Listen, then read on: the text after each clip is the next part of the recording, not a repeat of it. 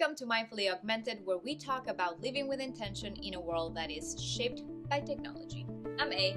I'm B, and this episode is brought to you by the Hierarchy of Needs app, available in the App Store.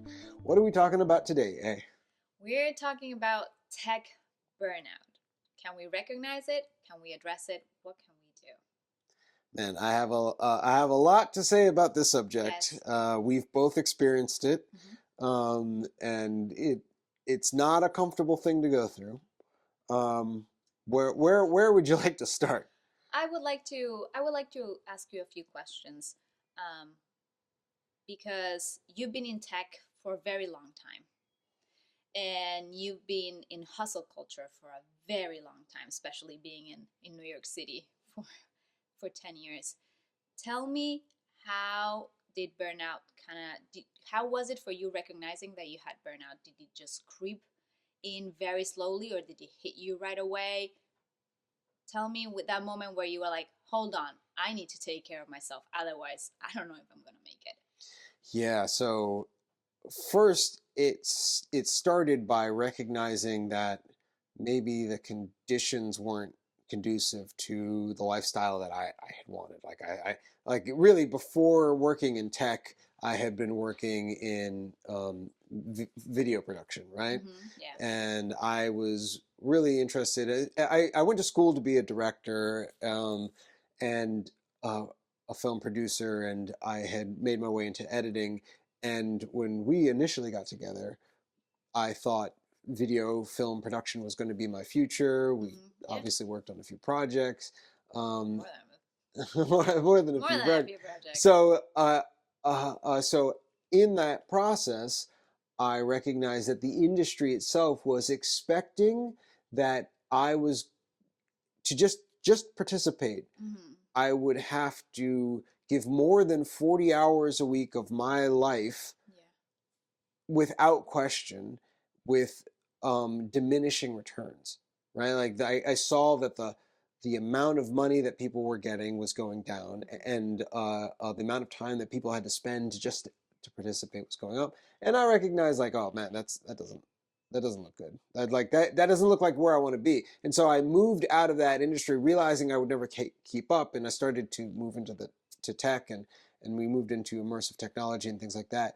And because I wasn't paying attention to the industry as a whole, I was not recognizing that the same conditions were happening. And so I was missing it as it was happening to me. And it was only until taking a new job and realizing that I just wasn't able to show up the way that I had become accustomed to showing up, that I knew something was wrong.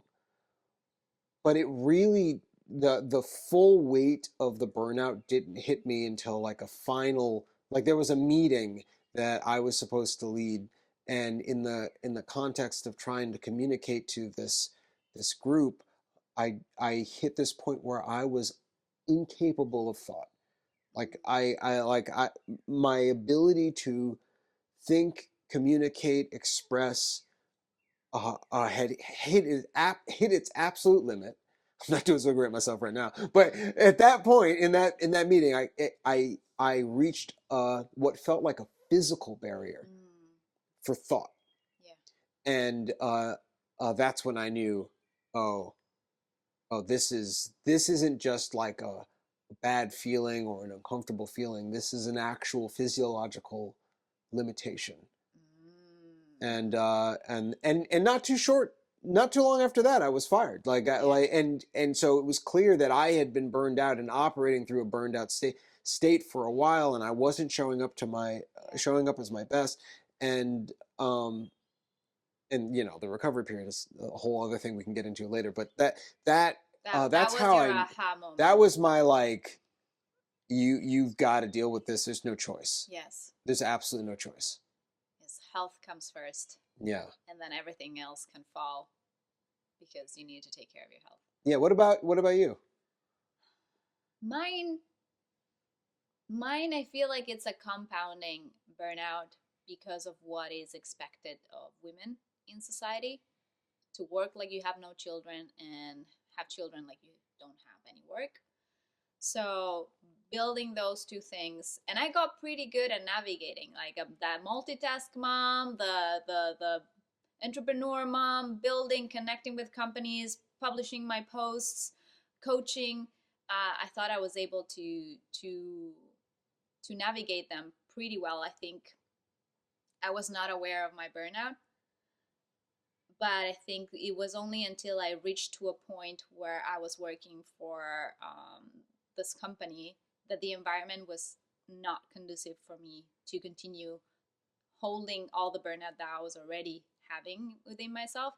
And I was in the process where I was coaching so many people a day, so many people, and I had to make space for so many people, and everything just felt like everybody was taking from me and taking and taking and taking and taking. And I think it was right when, and it was coming out of COVID also. I think like that also took a toll. But that moment was very much as like, okay, I can't do this. And knowing that how important was the job for us, I still couldn't do it. Mm-hmm. I still couldn't do it. Yeah, equally, and It was that I think that makes intense.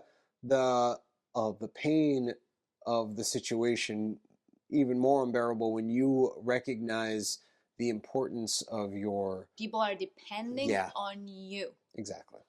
And I think that's eventually what leads to burnout in certain areas, because we are not able to give each other the space that we do need. Um, and we have so many solutions to continue, right? You had a headache, take an ibuprofen, continue. Your kid is sick, it's okay, it doesn't have a fever, send it to school. Like, we just keep pushing ourselves, and we have not made space to recovery or rest. um, it seems like if you rest, you lose productivity, which I would argue rest boosts your productivity, because then you come back swinging stronger than Yeah. ever. Um, and I see it that when we are building this company that we have now, that you mentioned the pacing of it as an important, and I'm a very impatient person, very impatient. So trying to pace myself so we don't burn out, and being mindful that um, we do take care of ourselves. I think that was a very pivotal moment, and uncomfortable as well. Yeah, it's not common. We grew up in a productivity first culture.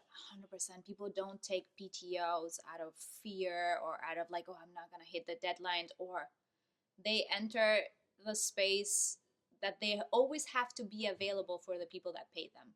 Like, Yeah. always. Doesn't matter if it's the weekend, it's after hours. I'm available for you because you're paying my paycheck. Mm-hmm. That's a lot.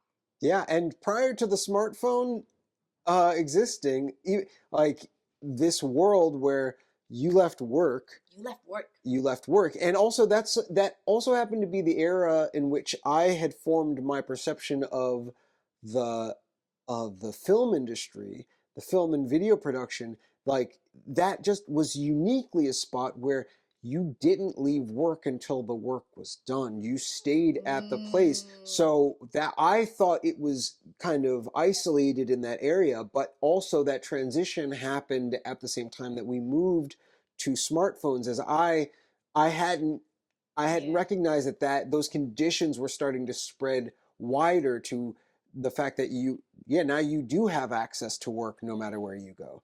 And then you're expected to be available no matter where you are. Yeah.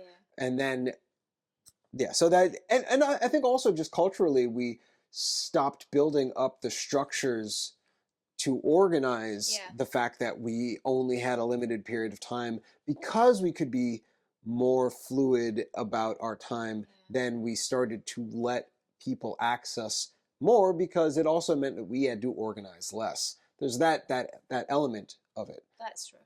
But moving forward, dealing with the reality of burnout, and speaking to what you had mentioned, where pacing yourself became so important to me. I had the privilege of leaning on you. I had the privilege of where we were in space and time at that moment in time, coming out of that job and being in a position where I was just so completely done, but then being able to be in a space that's just pure green.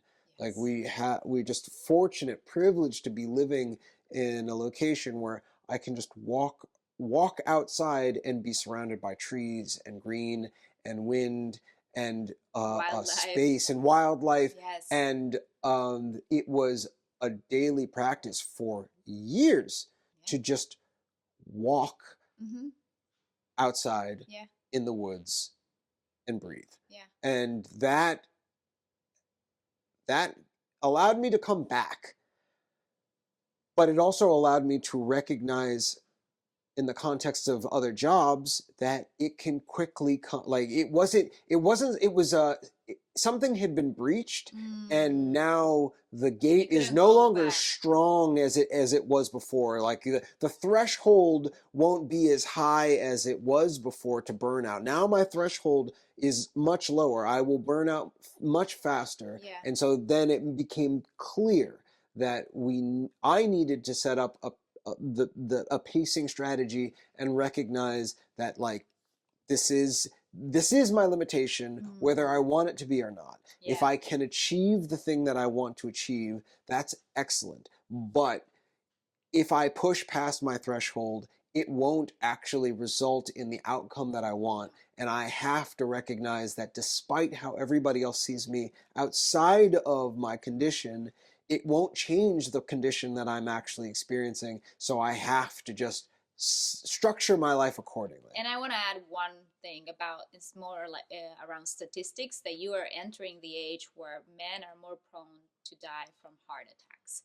So, having experienced that in my family, I was so conscious about that and the importance about keeping you healthy, um, and creating an environment that you could thrive, because stress, it is a silent killer. And stress levels for you were incredibly high. Not saying that mine were not, um, but recognizing that that was a possibility that would leave our family in a much more condition than you A much losing worse condition. much worse condition than what did I say? Much... I said something. I don't know. I was in my thought. But recognizing that losing a job or losing that high paycheck versus losing you, I would always choose losing that high paycheck versus losing you, and that we would adapt and we had to restructure and uh, we had to build a different system that would allow you to thrive, whether it's you being in nature more time, you spending more time with our kids. Like, as uncomfortable as that was, you end up learning more about our kids in those 2 years, like taking them to their appointments, taking them to their play dates, picking them up from the library, spending time, sleepovers, playing with them, bonding with them, which I didn't have the privilege of doing that with my dad, because my dad was in in a completely different category as a provider, which did not allow him to come down and play with us. Yeah, and that's again why I speak to it. Feels I'm grateful. It was a privilege that I had access to this, and I was able to have that the space to enjoy my life, because in the end that is what it's all about, right? Like, and that's also the experience of like what helped us shift from this perspective of productivity first to something that is like more needs focused, and really questioning, wait, what do we need for our lives? What are the conditions that we want to live daily? And if we have to face something that's unimaginably awful, will we have been proud of the life that we've led up into this point? Because we lived it for us, not for what other people think we should be living it for.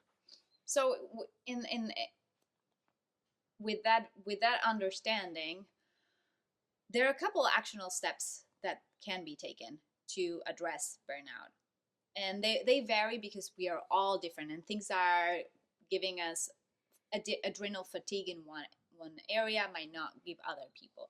but just stepping in with awareness and understanding that there's something in your life that needs to change.